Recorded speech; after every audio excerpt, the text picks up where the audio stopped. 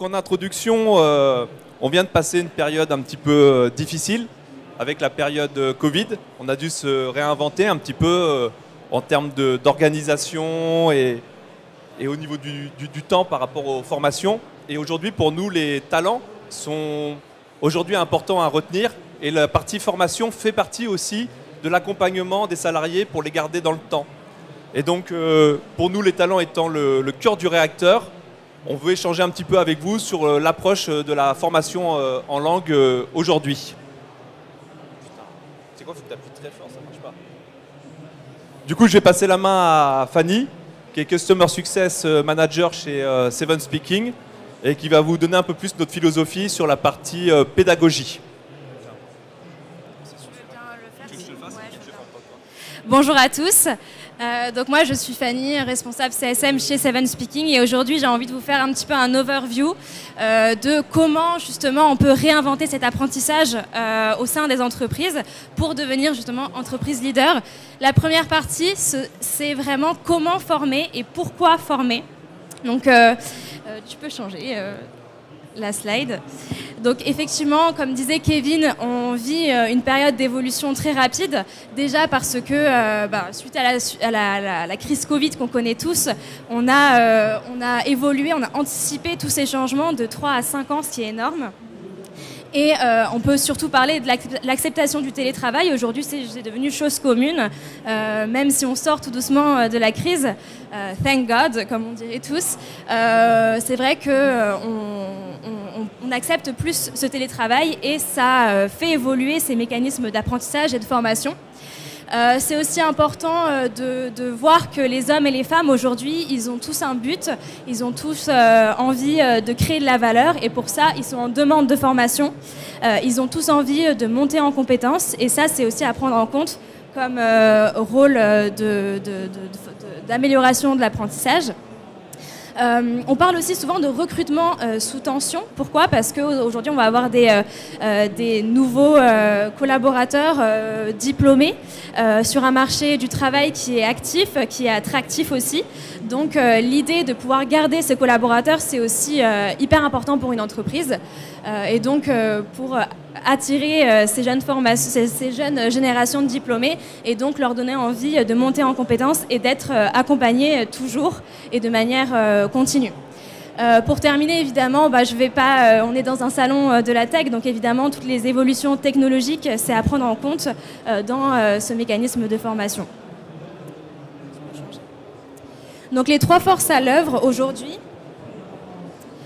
qui vont imposer ce changement, c'est tout d'abord évidemment le paradigme de la formation qui joue un rôle extrêmement important dans l'avantage concurrentiel d'une entreprise.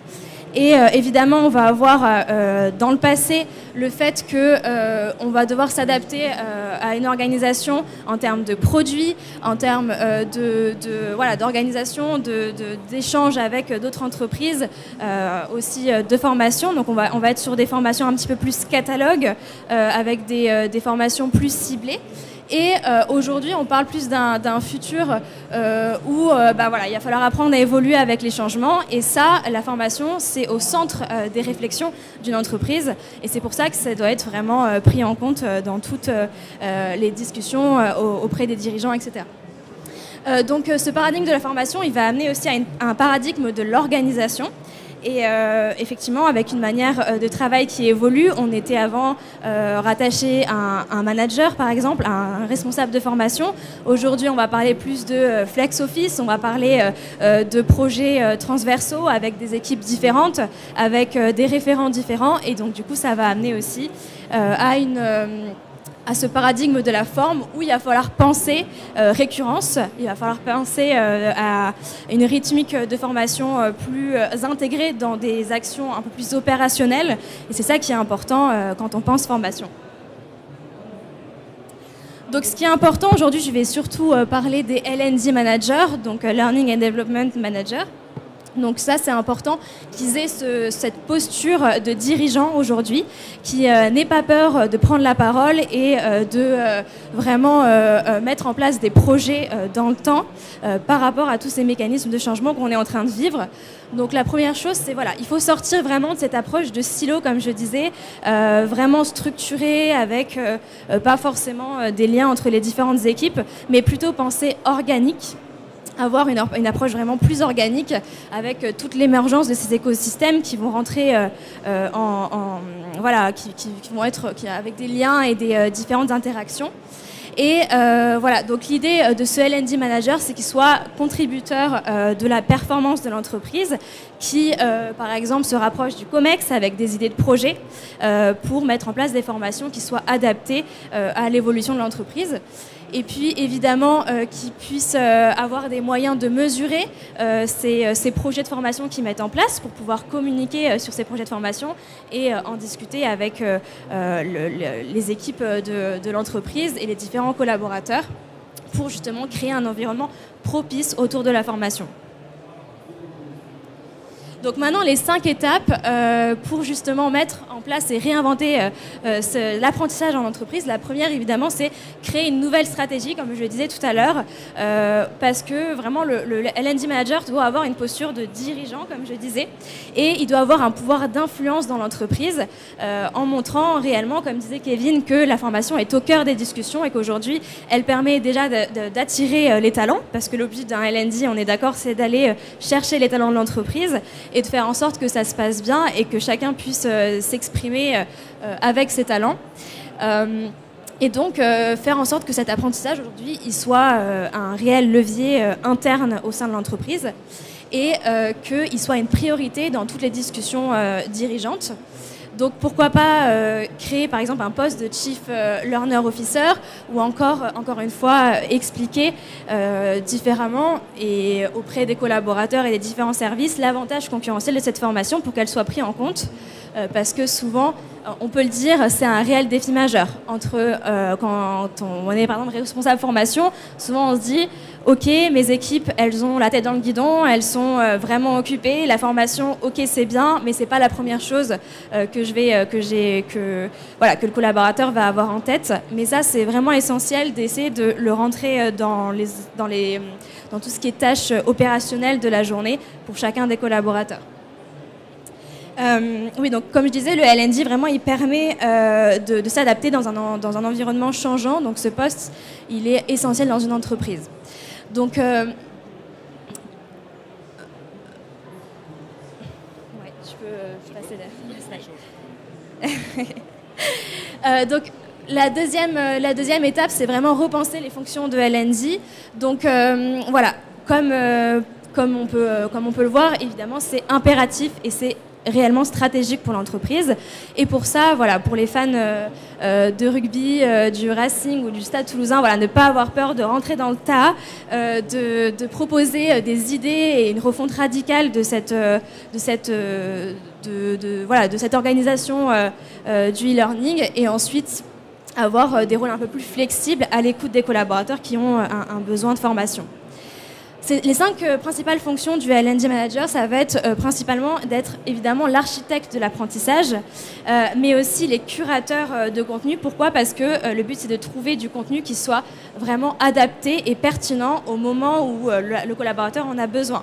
Donc là, on ne parle pas d'une formation générique qu'on va donner à tout le monde, parce que voilà, aujourd'hui c'est vraiment quelque chose de plus adapté en fonction des besoins du collaborateur au moment où c'est plus pertinent pour lui et qu'il puisse vraiment devenir un mentor dans ce mécanisme d'apprentissage et qui puisse par la suite pouvoir aussi apporter du savoir aux autres collaborateurs.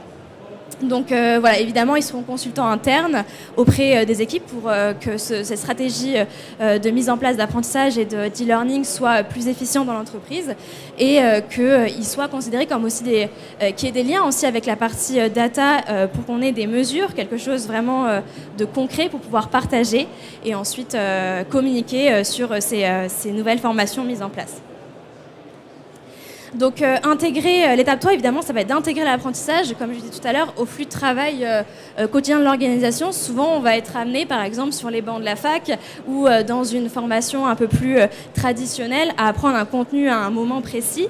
Et ensuite, quelques heures après, quelques jours, quelques mois ou vers quelques années après, on a presque tout oublié. Donc voilà cette fameuse courbe de l'oubli d'Ebbinghaus. Donc aujourd'hui, nous, ce qu'on a vraiment envie de vous présenter, c'est l'apprentissage par compétences. Donc comme je disais, proposer du contenu pertinent à un moment précis.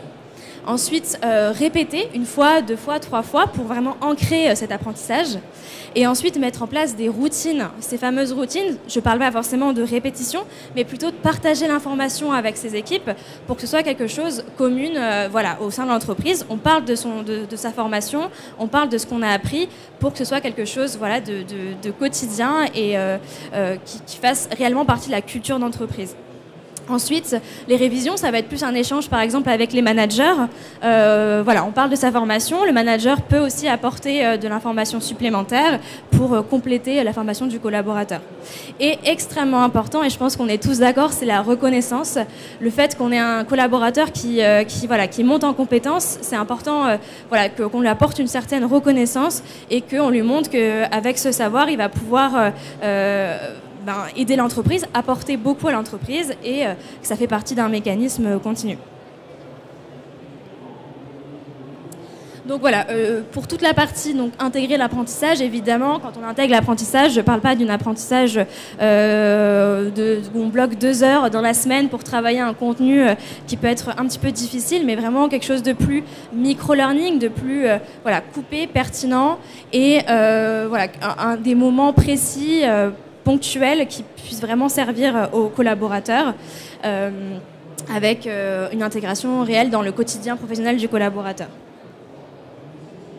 Tout ça, ça va créer de l'émulation et évidemment de la motivation auprès des collaborateurs qui vont vouloir aussi se former à leur tour.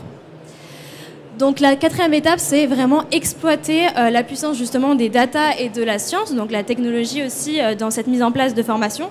Pourquoi ? Parce qu'on en a un petit peu marre de ces Unit 1, Unit 2, Lesson 1, Lesson 2, mais vraiment se servir de data, de big data, pour pouvoir aller chercher le réel besoin du collaborateur au moment où il en a besoin. Donc, par exemple, qu'est-ce qui est son réel besoin en termes de formation professionnelle à ce moment-là ?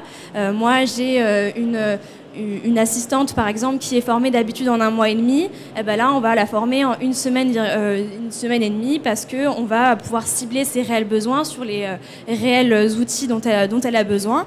Ou, par exemple, un CSM, je vais parler de quelque chose que je connais bien, une CSM qui a besoin de faire du tableau croisé dynamique tous les jours dans ses actions quotidiennes. Au lieu de lui faire une formation Excel générale, vraiment tout basé sur un point précis, quelque chose routinier qu'elle va pouvoir vraiment apprendre et mettre en place dans ses actions quotidiennes.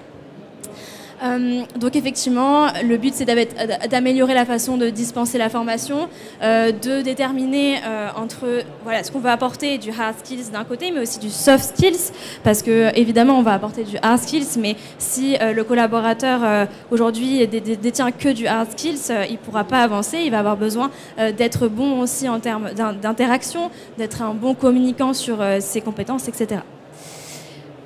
Tu peux changer.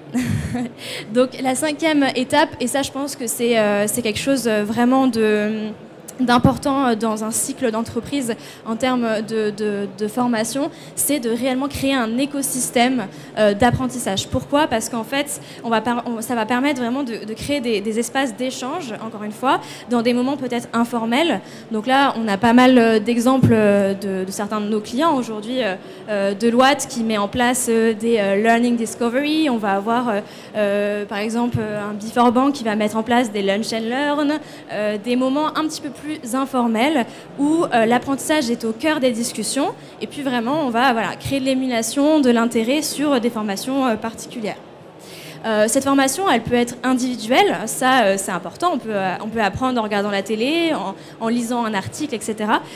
Comme disait Philippe Carré, on apprend toujours seul mais jamais sans les autres, ça c'est hyper important, donc effectivement on apprend seul, mais à travers les interactions, les moments de partage, on va aussi apprendre beaucoup. Donc, pour que ce soit un système vraiment de moteur et d'émulation au sein de l'entreprise. Et évidemment, un levier de réussite. Donc là, j'ai pris l'exemple de Google, G2G, où on favorise une culture d'apprentissage au sein de l'entreprise, mais ça c'est mis en place dans beaucoup d'entreprises sous autre forme un petit peu plus informelle. Kevin, je te laisse le mot de la fin pour conclure sur ces étapes. Merci Fanny. Que dire de plus une fois cette présentation faite par Fanny, à part dire qu'aujourd'hui, il faut faire du micro-learning, accompagner les personnes, personnaliser les formations. Je ne sais pas, peut-être que vous avez des questions par rapport à la présentation qui a été faite en parallèle, où on pourra rentrer un petit peu plus dans le détail.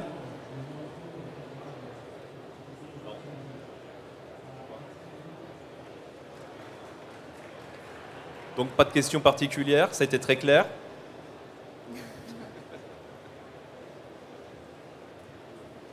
Je vais en profiter du coup pour vous parler un petit peu de Seven Speaking. Seven Speaking, en fait, c'est une société qui a un peu plus de 20 ans maintenant et qui a été créée en fait dans la formation en langue, et on propose une solution d'e-learning en SaaS. Et puis depuis le début de l'année, on s'est rapproché d'un groupe et on a une entité qui s'appelle également One-to-One et qui propose en fait les cours en distanciel, mais en classe virtuelle. Donc on est vraiment dédié sur le côté distanciel et sur la partie micro-learning en fait. On peut peut-être monter la slide juste après.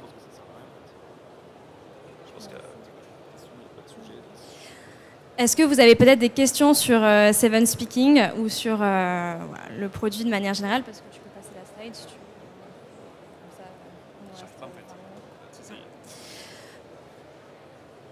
Donc voilà à quoi ressemble Seven Speaking. Donc aujourd'hui, on propose du contenu complètement authentique sur l'actualité, et justement, ça permet de mettre en place un système de micro-learning. Ce micro-learning, il permet d'apprendre tous les jours à des moments un peu plus percutants, avec des suggestions de travail qui sont adaptées en fonction de votre niveau, mais aussi en fonction de vos centres d'intérêt, parce qu'on n'apprend jamais mieux que lorsqu'on est intéressé par le contenu. On est d'accord. Donc voilà, on complète toutes ces activités par des ateliers, des workshops un peu plus ciblés. Donc je ne sais pas si vous avez des questions particulières par rapport à Seven Speaking ou par rapport au contenu de la présentation. Non. Très bien, ça veut dire que c'était très clair. Merci pour votre participation, et puis bon salon à tous. Merci beaucoup.